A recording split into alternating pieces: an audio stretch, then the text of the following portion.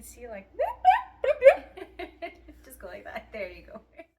Okay, well, we'll just. Okay, well, now we have to cut it. Okay.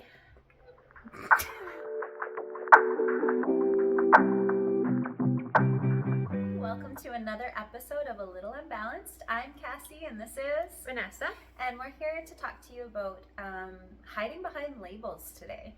So, Vanessa, I'll let you kind of let everybody know where this topic idea came from and why it kind of came up in our conversation yesterday. Yeah, we were talking about doing another podcast, and we were talking about different things, and then I was like, oh, you know what? Something that really pisses me off and I do want to actually talk about, so I'm gonna plant some seeds while I talk about it so I don't fucking lose my shit, is a story that happened in our local city where we both live, and I'm gonna let Cash just read it for you from a news article so that we don't it's get not from facts. our words. Yeah, and we just don't want to misread the facts. So what happened was a Grand Prairie resident stabbed two young children on February 19th, leaving one of the children with severe throat injuries that will require months of tube feeding. So the child remains at Alberta Hospital. I'm not sure if they're still there today. I don't know. But they had a severed esophagus while the second had been released. The suspect was initially held under a medical supervision in a psychiatric ward, but was released, and get this, within 26 hours of being admitted after stabbing two children. One of the children will have to eat from a feeding tube for several months, the source confirmed. The esophagus was completely severed. The suspect is a spiritual and life coach who is also well known within the trans community. So very vocal online, very well known within that community, often posting, looking for attention. I believe was going through a transition to go from male to female. And the reason why we're saying this is because it sheds a lot of light on perhaps why this was dealt with the way it was dealt with. I did find another little snippet from somebody who knew the person in question, who stabbed the children, and they said that they used to work for EMS in Fairview, and the person wasn't surprised because they were very capable of manipulating others and telling them what they wanted to hear. And so that makes a lot of sense just on seeing some of the snippets on social media. And they were just like at awe and how they could continue to be out and be a threat to the community and to other children when they did something just so heartbreaking and so awful. This is what the person in question said. I stabbed a hole in her shoulder, yes. This was on a public forum on social media. I'm not sure if it was Discord or if it was on Facebook, but yes, I stabbed her, but I held the shoulder shut until EMS arrived. But I didn't slash her like that at all. I was just trying to remain optimistic given my situation. That doesn't mean I haven't been remorseful. It sucks and I apologize. I'll just take my space and do my therapy. So this was not a heartfelt apology. This was just like, I've been caught. Yeah. And now I have to say something publicly because there was so much hate on social media towards this individual. Not because they were trans. I'm sure that came into play at some point too, keyboard warriors, but because of their actions and their lack of accountability. Yeah. But because I feel like they used them being trans, because a lot of his posts after the fact on his Facebook were about, you know, that mental state of being trans. And I feel like the transition is hard for me, so it puts a lot of pressure on me mentally. Which, yeah, it could, but I don't think it should lead to something like that. So it takes from that community that has worked to just be happy and live their lives, promote equality and equal rights, and then now there's this person coming in and using it as a scapegoat for their actions of what they did, which was so fucked up. And it is, you're right, it is. I don't swear often, but it was fucked up. And that's something that I don't know how, as a parent, as a mom, as a, somebody who's in the education field, how you could not take accountability, whether it was a mental break or whether it was just a choice at that point. I don't know, and it doesn't matter. You can't hide behind your mental health when it comes to hurting children, when it comes to hurting other people physically or emotionally. And from when I was going through postpartum, and you have those thoughts sometimes of harming yourself, or when you're going through a depression and you're really struggling, my first thing was, I need to go see somebody and I need to get help because this is fucked. Like, this isn't right. So you go seek help. You get that help. Because you have individuals who depend on you. Because you have individuals who need you, and they can't control their circumstances, right? Like, and that's the thing. I think so many people in our community were just angry. Everybody was just really angry. Yeah, and rightfully so. Yeah. And the fact that this person was out and lived really close to a school and could have done anything to anybody, luckily didn't. But it's crazy that our system is so broken that if somebody were to stab a child, they could be out within 26 hours. Like that to me, that blows my mind. That blows my mind. So that's what made us want to do this discussion in this podcast, because we wanted to talk about people using labels and for attention. Yeah, and to get away with things, with horrific things. And whether that's, like, we're talking about physical abuse, but also if you think about the mental abuse that maybe comes up in a relationship or comes up in a family dynamic. Yeah. Or do you know what I mean? And what that is it's unhealed people not willing to look at those parts of themselves, because we all have those dark parts of ourselves. We all have times when we're at our worst, and we don't want people to see it. But if we're not taking accountability, we're not looking at that and trying to heal it and grow and become a kinder, better version of ourselves, then other people are suffering. Yeah. So it's like, where do you draw the line with your label? You know what I mean? Or hiding behind your label. Yeah, and I feel like labels have become such a huge discussion and, fallback in society. Absolutely. Like with my anxiety too, right? Like using that as an excuse to not want to do certain things. And I don't want to fly somewhere because I have anxiety and I hate flights. Yeah, I do hate flights and I don't want to fly anywhere. But am I just using my anxiety excuse? Because I have flown and it's been fine. Yeah. But nobody likes panic attacks. Nobody likes those feelings. No, not at all. But I feel like some people still use that as an excuse. And I feel comfortable saying that because I have fucking horrible panic attacks. And I've been there and used it. So there's so many different labels that people can get away with. And the mental illness is one huge one, because a lot of people nowadays are doing horrific, horrible things and then going into the justice system and saying, I'm mentally unstable. Yeah. And I feel like a lot of people can't even question it anymore, because they'll be judged for saying, are you though? And look at a slap on the wrist. And we're so afraid of the slap on the wrist, whether it's being anti whatever the thing that comes after it is. Well, if I stick up against this person, they're going to label me as some right? Like now hatred I can't towards something. So I can't stick up for injustices like I used to if there's a label attached to this person, irregardless of whatever that label is, because then I am going to be judged for the way that I show up. And I think there's got to be a line drawn, and I don't think that starts with, it does start with us, but I think it starts from the top down, where like systemically, we are broken. And I think that that's where things have kind of shifted.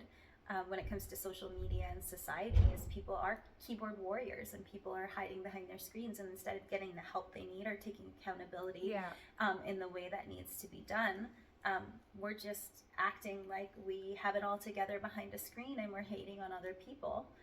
I don't do that, and I know you don't, but I say we Well, because no, I'm just joking. it's collective, right? Like I just think as a society, it's so easy for us to hide behind labels and screens and just live this perfect quote unquote life, right? But we need to turn that flashlight on ourselves, and we have to think about, yeah, this is a horrific instance that led us to this discussion. Yeah. But also it helps us like to look at ourselves and go, so where am I hiding? And so I think for myself, I came, last year was really hard for me, and I've discussed that in previous podcasts with burning out and getting, some diagnoses with severe anxiety and with PMDD and hormonal things happening, etc. But I think for a time there, I was hiding behind those labels, and I was just kind of resting in those labels rather than working through the stuff I needed to work through. And so I think about that, like with my kids, if I snapped on my kids or if I snapped on my partner at the time, it would just be like, oh, I'm just having a hard day because of blah, blah, blah.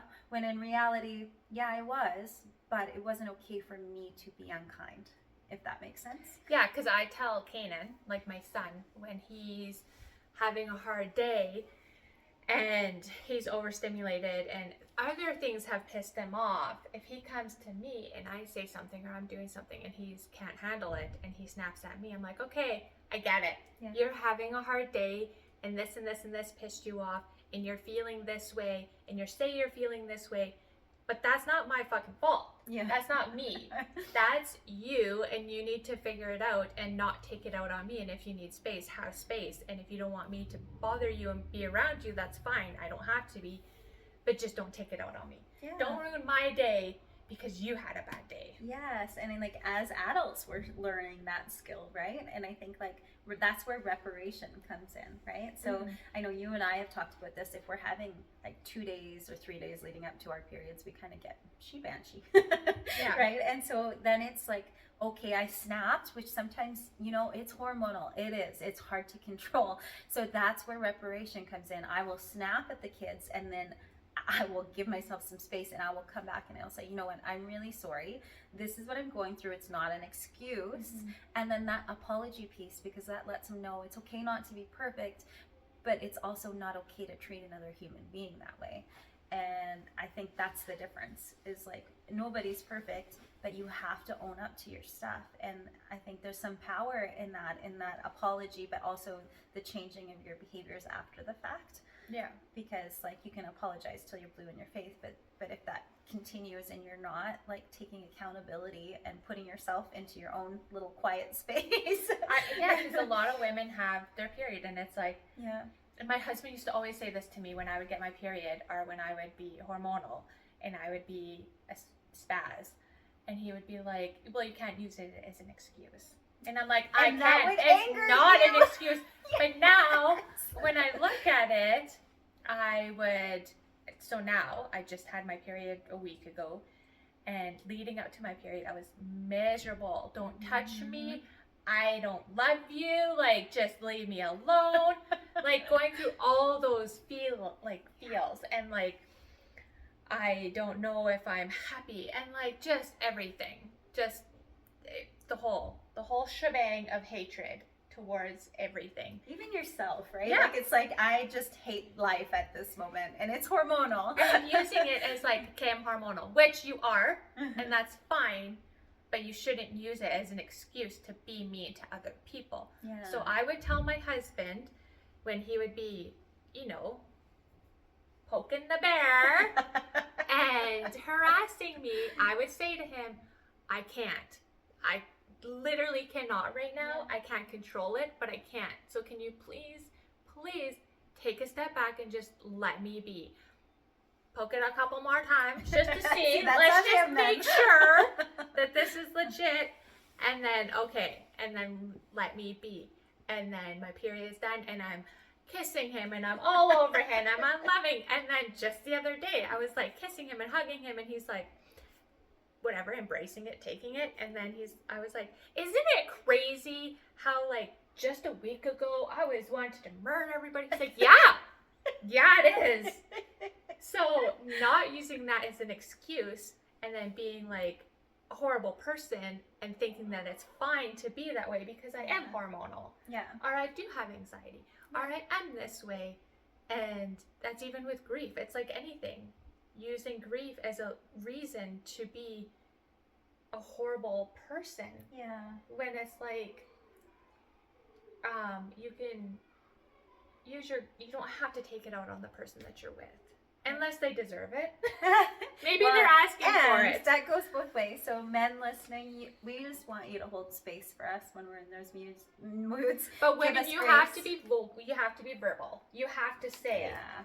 And this is how I'm feeling. kind, I think is a big thing, because I know a lot of men, and even in my own relationship, like I use that as an excuse for a long time, and it's not a healthy dynamic for the man either. So it's like both parties need to be accountable, but also give your partner grace and allow them, like, become aware of their cycle, right? And I think that's something that is huge for like family dynamics, is if you know that it's that, you know, leading up to that week, or it's that time of the month, and you're communicating that with your partner and they're paying attention and they're understanding, then they can be like, okay, well, maybe I'm going to plan a few more things away from the home, or maybe I'm going to get some I'm going to extra, stay away. you know what I You'll mean? get some extra snacks. Snacks for the house, or Yeah.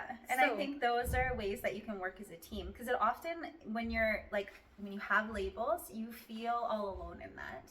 And so I think it's like with a partner, I think this was something that my ex-husband and I used to like really butt heads on, was it became me against him versus like us tackling the problem. So what is the problem? Well, it's PMDD. Okay, so then let's sit down, let's look at the cycle together, and let's figure out, well, what do I need from you when you're like that, and what do you need from me? Because your partner needs things too in those instances. Maybe they need forewarning, right? Like you said. Maybe they just prep need- them. Yeah. This is what I'm gonna feel like, Yeah. and then just hold. Like I stay away a lot when I'm feeling like that. I step back. I try not to engage too much in fear of saying something that I'm going to regret later on. So like labels, I feel like can be used for everything, anything. And anxiety, the way you treat when you're on your period, when you're hormonal, Perimenopause, menopause, like us women, good plant tickling me. We go through a lot of different stages, and we can become the victim in our own minds, or we can set boundaries for how we deserve to be treated while we're going through those stages, and ask for what we need. I'm bad at that. Yeah, and if you don't ask, don't get mad if they can't. They can't read our minds, and we're going down a whole nother fucking ball field here. But I think it all is tied together. Where like, if we're taking accountability for our stuff and setting boundaries so that our partners or our family members also take accountability for their stuff, then we're not taking on and like fixing other people. All we're worried about is obviously caring for them, but not holding all of their stuff and bringing that onto our own shoulders. Yeah. Because we already do that as moms and women. Yeah. So it's like, okay, holding myself accountable for my stuff, but also noticing that I need to set boundaries if other people, like your son, you said the one day, is having a bad day, then you say to them, okay, well, this is my space, and I need to be calm in my space, so you have to go, and here are some ways you can deal with. Go rage out somewhere else. Right? And I think that's fair. Like, if we're attempting not to do that to other people, then they also have to hear our boundary and saying that this is on your shoulders. You have to go and heal, and you have to grow independent of me, because I can't take on your So I feel emotions all the time. Yeah.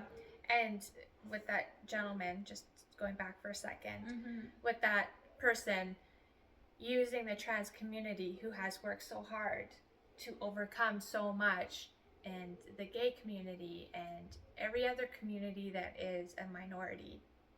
I'm like, wait, did I say that?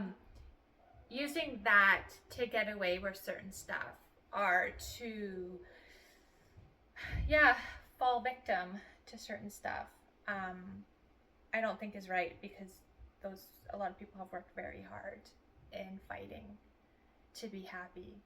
So when you do something wrong, just take accountability for it, instead of saying it's because certain people treat me a certain way, which is, you know, Yeah. people are fucking harsh. Yeah. Well, and there's a I swear difference. too much.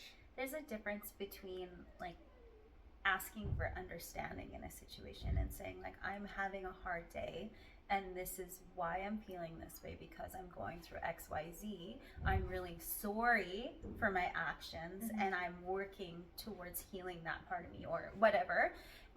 And there's another part where it's like, well, I have this, so that's why I am the way I am. And then it's just, you're hiding behind that, right? You're a victim of whatever the label is that you're going through.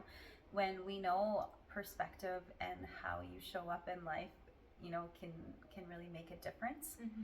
And it's not always easy, and we're not here to judge or to like cast blame, but we also know the power of taking accountability for your own stuff, because that's the only way you're going to not continue the cycles, right? Yeah. Because if we don't own up to our shit, then You're never gonna grow. You're never gonna grow, and you're gonna stay stuck in that cycle for the rest of your life. And I strongly believe that we're put on this earth to learn and to grow and to be better humans and to be kinder.